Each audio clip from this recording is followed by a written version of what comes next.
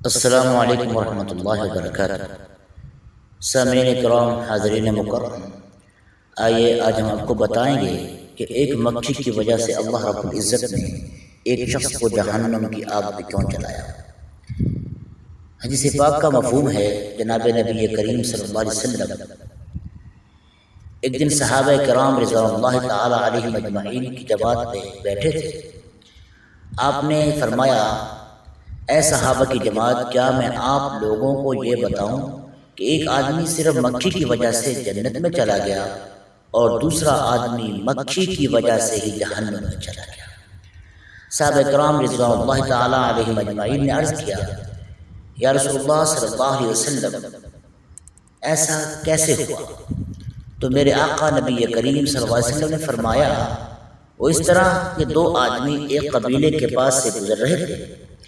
اس قبیلے کا ایک بت تھا جس پر وہ لوگ چڑھاوا چڑھایا کرتے تھے، تو انہوں نے کہا کہ یہاں سے گزرنا تب ممکن ہے کہ جب تم اس پر کچھ نہ کچھ چڑھا دو، یہاں پر چڑھاوا چڑھائے بغیر کوئی آدمی یہاں سے گزر نہیں سکتا۔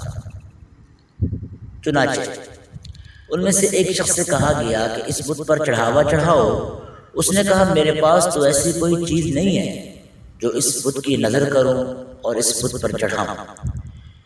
اس پر قبیلے کے لوگوں نے کہا، تمہیں یہ کام ضرور اور بالکل ضرور کرنا پڑے گا، تبھی یہاں سے تم گزر پاؤ گے، یہاں سے جا سکو گے۔ اب چاہے تم ایک چھوٹی سی مکھی کو پکڑ کر اس بت کی نظر کر دو تو ہی کافی ہو جائے گا۔ تو اس مسافر نے مکھی کو پکڑا اور بت کی نظر کر دیا۔ اس کے بعد لوگوں نے کہا کہ اب تم جا سکتے ہو۔ اس کو جانے دیا۔ اب وہ چلا گیا، تو کیونکہ وہ اللہ رب العزت کے ساتھ غیر کو یعنی بتوں کو شریک کر چکا تھا، مشرک ہو چکا تھا، چنانچہ وہ اس نظر کی وجہ سے اور بتوں پر چڑھاوے کی وجہ سے جہنم میں چلا گیا۔ استغفر اللہ ربی من کل ذنب واتوب الیہ، کیونکہ وہ اللہ رب العزت کے ساتھ غیر کو شریک کر چکا تھا۔ پھر قبیلے کے لوگوں نے دوسرے آدمی کو کہا، اب تم بھی کوئی چیز بت کی نظر کرو۔ اس نے کہا، میں اللہ رب العزت کے علاوہ کسی دوسرے نام کا چڑھاوا نہیں چڑھاؤں گا، نہ کوئی اس بت کے لیے چیز کو نظر کروں گا، کوئی چیز بھی اس بت کے لیے نہیں دوں گا۔ اس انکار کرنے پر لوگوں نے اس کو قتل کر دیا اور حقیقت میں وہ شخص اللہ کی راہ میں شہید کر دیا گیا، جس کی وجہ سے اللہ نے اس کو جنت الفردوس میں مقام عطا فرمایا، کیونکہ اس نے توحید کا پرچار کیا تھا اور مکھی پکڑ کر بت پر نہیں واری تھی، ان کے بتوں پر اس کو نظر نہیں کیا تھا۔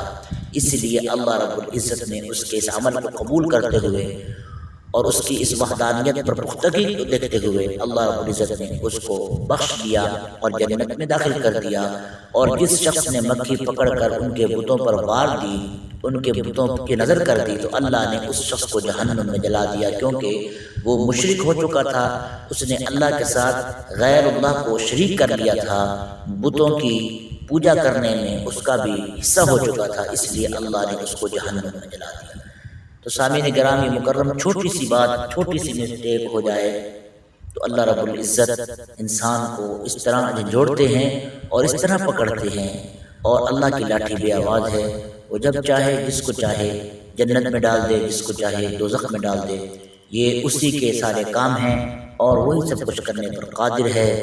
ہم اللہ رب العزت سے دعا کرتے ہیں، اللہ رب العزت ہمیں ہر قسم کی بت پرستی، ہر قسم کی شرکیہ کلمات، شرکیہ باتیں اور مشرکانہ عمل سے محفوظ و مامون فرمائے، اور اپنی وحدانیت کا پرچار کرنے والا بنائے، اور توحید پر، کلمہ توحید پر ہمارا خاتمہ بالایمان فرمائے۔ آمین ثم آمین۔